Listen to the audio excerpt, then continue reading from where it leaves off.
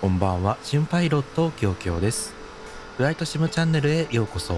さて、今回はマイクロソフトフライトシミュレーター2024について、公式が4月中を目標にリリースを目指しているコアアップデート、シムアップデート5の最新情報をお届けします。この更新は動画を作成している現在はベータ版としてバグ潰しが行われている真っ最中です。先日半年ぶりに復活したマイクロソフトフライトシミュレーター開発者ストリーミングでは、シムアップデート5の詳細に加え、マーケットプレイスの刷新、PS5 版の VR 対応、天候や航空機体のアップデート、さらには2026年の残りのロードマップまでかなり濃い内容が公開されました。今回の内容ではこれらをギュッとまとめてご紹介していきます。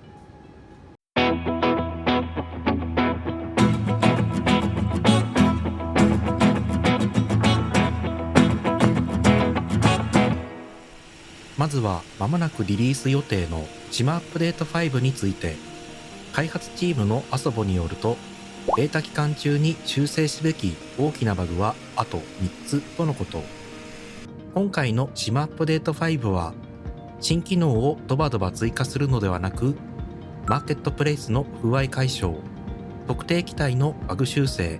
パフォーマンスの最適化といった既存のシミュレーター体験の改善と洗練に重きを置いています。つまり今ある問題を徹底的に直すフェーズということです。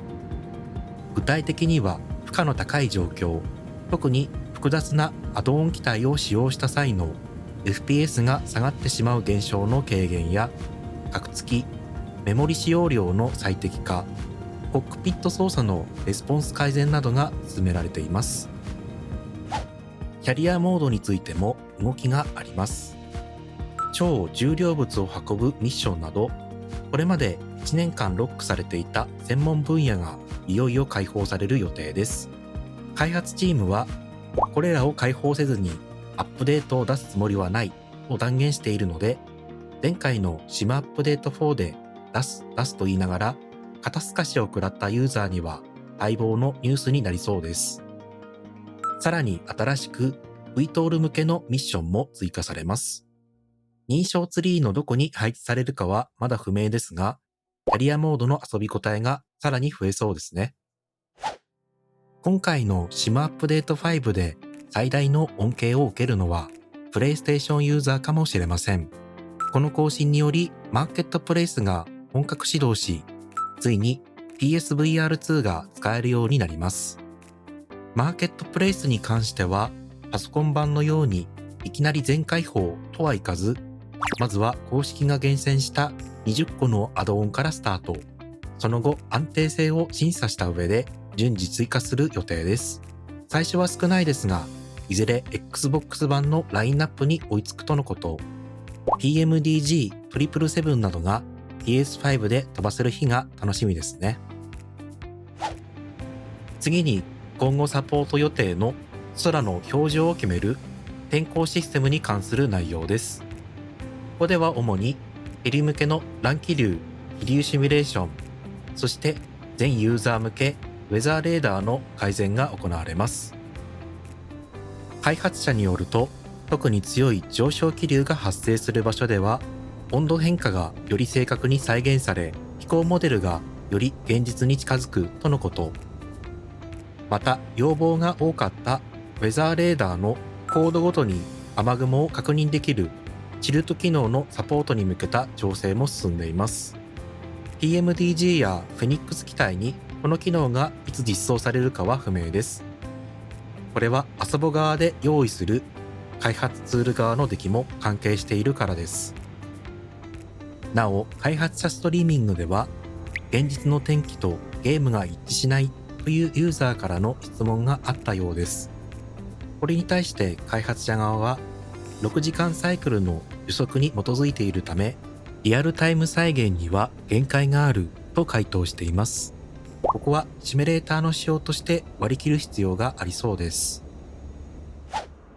シムアップデート5と同時にエアクラフト&アビオニクスアップデートもリリースを予定しています。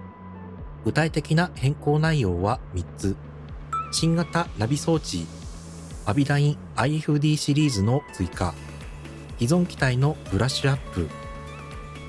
2020番扱いだった ATR などの機体が2024番へ移行。開発者は2027年の年末までに全てのアビエーターエディションに収録されている機体を2024番へ移行させることを目標にしています。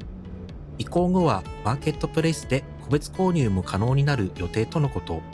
計画通りに進められるよう頑張ってほしいです。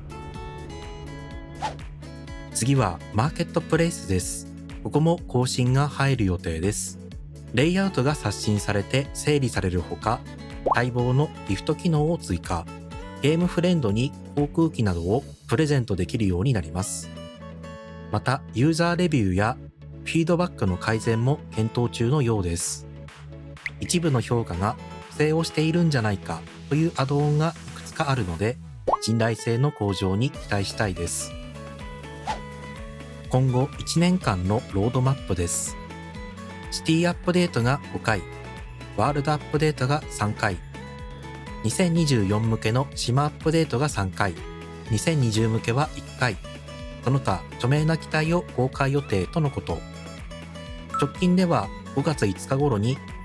オーストラリアをテーマとしたワールドアップデート21が配信予定です。ローカルレジェンド機体としてイニビルズから欧州の戦闘機 CA12 ブーメランも登場します。最後にアドオン関連の話題です。AI 機体トラフィックを追加する FSLTL について開発者から重要な発表がありました。2026年4月30日以降、これまで提供されていたリアルタイムのトラフィック機能が制限され、空港に駐機中の機体のみを配置する仕様に変更されるとのことです。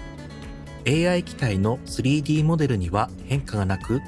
4月30日以降も無料で使用できます。これは内部で使用されていたフライトレーダー24の無料 API が終了することに起因します。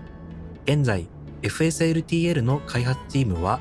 代替案を必死に探しているとのことで、今後の続報が待たれます。今回の島アップデート5の肝は、新機能よりまずは現状の問題修正というスタンスです。現在、ベータ版では AMD のフレーム生成機能 FSR3 がマルチモニター環境で効かないといった大きな問題も報告されています。4月までのリリースまでにどこまで仕上げてくるか注目ですね。皆さんはここだけは最優先で直してほしいというポイントはどこでしょうか？ぜひコメント欄で教えてください。この動画が役に立ったという方は高評価ボタンをポチッとお願いいたします。それではまた次回、良いフライトを。